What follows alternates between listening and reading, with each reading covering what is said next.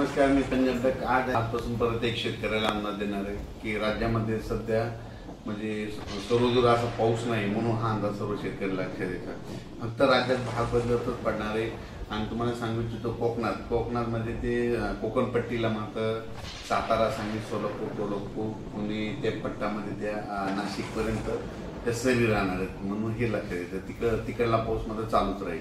पण राज्यात इतर महाराष्ट्रामध्ये पाऊस म्हणजे काही जिल्ह्यामध्ये कसा राहील तर राज्यात पहिली गोष्ट सर्वदूर पाऊस नाही, भाग बदलत पडणार आहे, त्याच्यामध्ये सरी येणार आहे.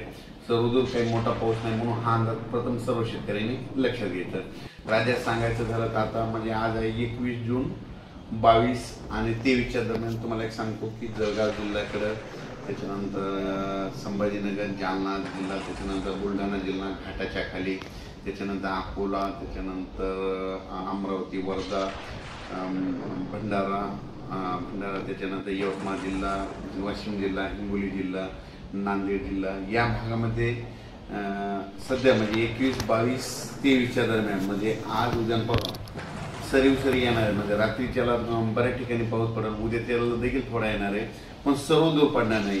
जिल्ह्यामध्ये काही भागामध्ये पडेल, काही भागाला सोडून देणार आहे, म्हणून हा अंदाज लक्षात. फक्त जिल्ह्यामध्ये मात्र पावसाची हजेरी असणार आहे, म्हणून हे लक्षात येतं.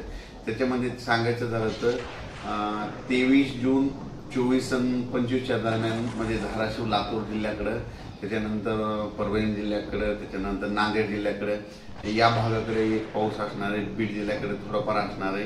म्हणजे सर्वदूर जिल्ह्यात पडणार नाही, फक्त काही भागामधून पडून जाईल, म्हणून हा अंदाज लक्षात येतं.